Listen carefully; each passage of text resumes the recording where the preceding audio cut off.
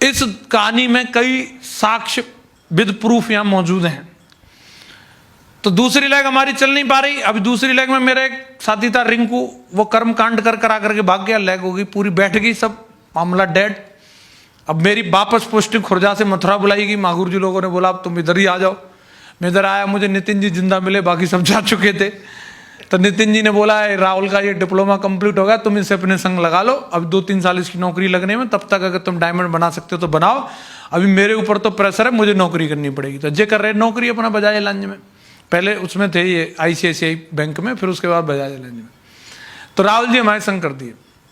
अब मैं और राहुल जी हम मथुरा में काम कर रहे हैं। राहुल जी भी ऐसे ऐसे, हम दोनों सेम एज के। और राहुल जी क्या है, अपनी हॉट लिस्ट पे कहीं नहीं ले जाते थे मुझे। बोला ना ना वहां ले जाऊंगा मुझे डांट पड़ेगी, तू ये क्या फालतू का काम कर रहा है, फिर काम बंदी हो जाएगा।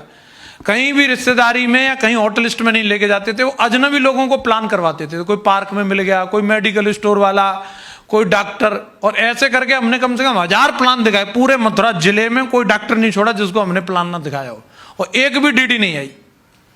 अब होता क्या था, राहुल जी मेरे से लड़ते रहते थे, तुम्हारा प्लान सही नहीं, मैं बोलता तुम्हारी लिस्ट सही नहीं है, हम दोनों में लड़ाई होती रहती थी, डीडी एक भी नहीं आ रही। और रोज शाम को नितिन जी हमारी क्लास लेते, बोले क्या डीडी आई, क्या चल रहा है? कुछ नहीं, रोटी नहीं के पैसा से खा रहे थे हम, फ्री का घर था रहने के लिए, बाकी तो ये ले ही आते थे आटा वाटा सो, तो घर से सब आ ही जाता था, बाकी तो हम खाएंगे। इन्हें अपने लिए बनवानी, राहुल जी रोटी बना लेते थे तो इनके लिए भी बना देते थे, अपने लिए बना लेते, मैं तो उन्हीं में खा ही लेता था फिर। तो अब इनके एहसान तो सुनने पड़ेंगे, जो आदमी रोटी खिला रहा है। सैटरडे संडे को गुरुजी आ जाते थे, गुरुजी भी क्लास लगाते हमारी, और यही चला कार्यक्रम, डीडी एक भी नहीं। अब हम ये हिसाब लगाते रहते, प्लान में कुछ गड़बड़ है, तो मैंने क्या करें, फिर राहुल जी कहते थे तुम यहां से शुरू मत करो, यहां से करो। तो कभी कोई स्लाइड निकलवा दी, फिर कभी कोई स्लाइड निकलवा दी। हमने ऐसा फोल्डर बना दिया, पूरा फोल्डर हमने चेंज कर दिया, पूरा फोल्डर। हमारा प्लान कैसा हो गया, हम जैसे प्रोस्पेक्ट से मिले तो सर प्लान ऐसा है कि आपको कमाने 40,95,000। अब आप सोच रहे होंगे कैसे, मतलब ये हमारी शोध थी कि आदमी मतलब 40 मिनट कैसे बैठे। कई लोग तो उससे पहले उठ के भाग जाते थे, तो मैं पहले ही अपना इतना बड़ा उसको दिखा दो कि वो आधे घंटे तक सुने तो फिर प्लान शुरू करते थे। फिर भी रिजल्ट नहीं, फिर भी डीडी नहीं।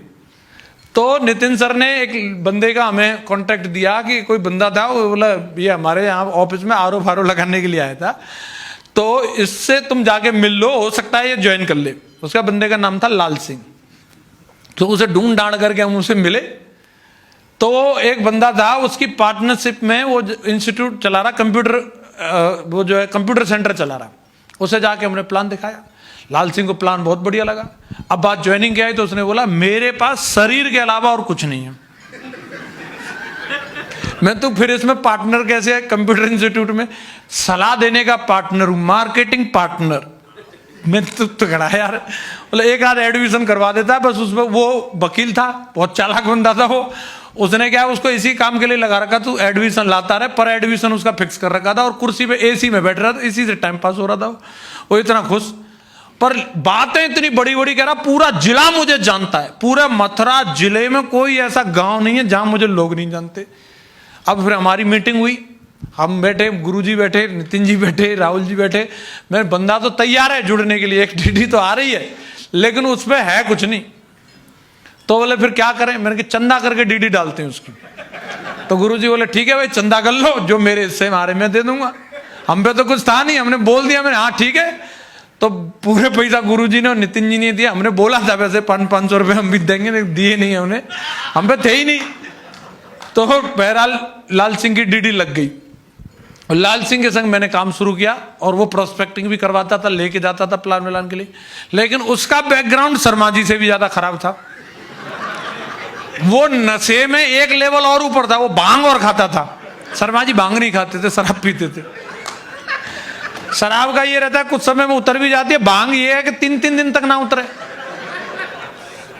और मैं खूब कंट्रोल करता था कि ना खाए, मैं हर वक्त उसके संग रहूं। वो मूतने गया, लौट गया, खा के आ गया। इतना भयंकर चालाक था वो। इस चक्कर में उसकी बीवी उसे छोड़ के कहीं और रह रही थी।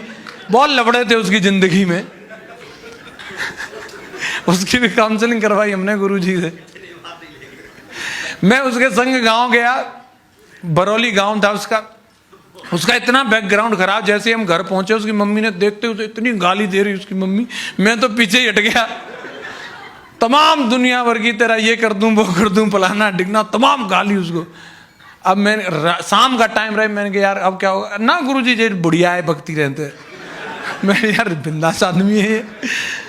तो मैं रोटी पानी की कुछ सेटिंग मैं कर दूंगा जुगाड़, तुम टेंशन मत लो। चाची बाजी के यहाँ से 2-3 रोटी मांग के ले आया, वो पुलंदा बनाओ खाओ गुरुजी, कोई दिक्कत नहीं। खाली मैंने रोटी, मैंने ठीक है सोएंगे कहाँ।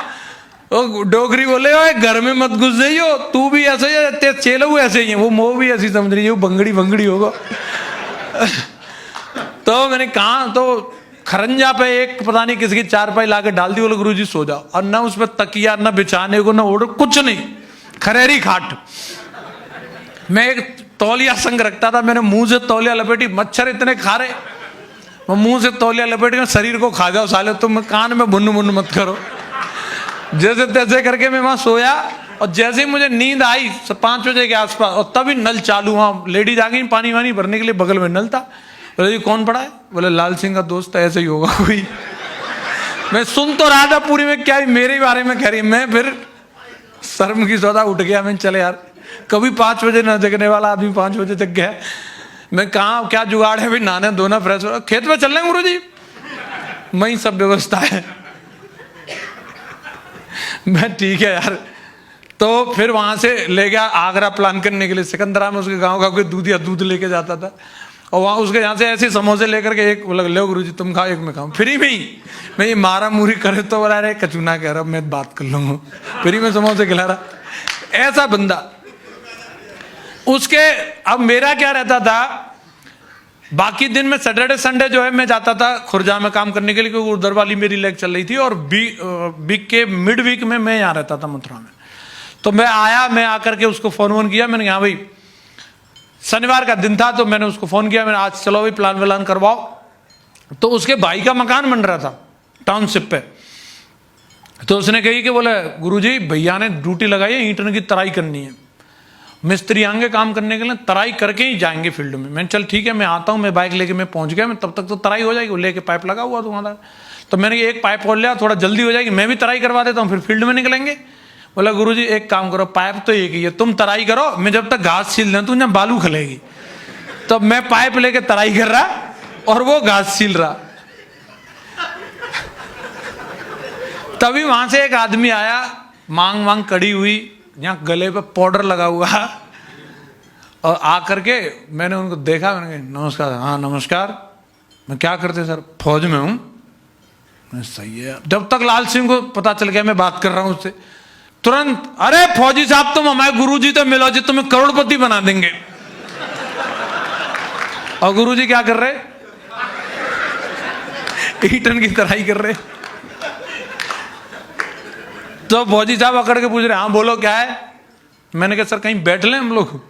फौजी साहब ने ईंट डाल दी, एक अपने लिए एक मेरे लिए, बोले बैठो। मैंने थोड़ा मैंने कहा ढंग की कहीं जगह पे बैठे, बोले चलो सामने मेरा घर है वहां चलो। तो उनके घर गए, मैंने घर में बैठ के उनको प्लान दिखाया। प्लान तो आपको पता ही है हमारा कितना तगड़ा है, ये हमारी कंपनी, फिर प्रोडक्ट, फिर खर्चा चर्चा, फिर ये पूरा प्लान बताया। फिर वही 1 महीने में 2, दूसरे में 4, 8, 16, 32, 60,000, और ये काम 100%, फिर वो 100% के बाद 50%, 10%, 1%, 1 साल में 10 तो आएंगे, 100 और पूरा 1000, 10,000, 4, पूरा प्लान मैंने बताया। फौजी साहब के मुंह में एकदम पानी। काम तो सही है, लेकिन उन्होंने हमारा ढांचा देख के थोड़ा डाउट हो रहा, लाल सिंह के दोस्त हैं ये, तराई कर रहे हैं। तो फौजी साहब ने एक ही बात बोली, नहीं मैं कर तो लूंगा, लेकिन कोई प्रूफ है कि ऐसा होता है? तो मैंने कहा सर हमारी संडे के दिन मीटिंग होती है आगरा में, आप अगर वहां जाके अटेंड कर लो मीटिंग तो आपको पता चल जाएगा कि कैसे क्या है। तो बोले ठीक है कल संडे मैं चला जाता हूँ। मैंने राहुल सर को फ़ोन किया, मैं एक ऐसे ऐसे फौजी साहब है, आपको संडे के वेन्यू में लेके जाना। संडे को मैं खुर्जा जाता था, राहुल सर उनको लेके गए, और उन राहुल सर पे बॉक्सर बाइक रहे, और उसके साइलेंसर पे भी कवर नहीं। फौजी साहब को लेके जा रहे, फौजी साहब का जूता जला दिया।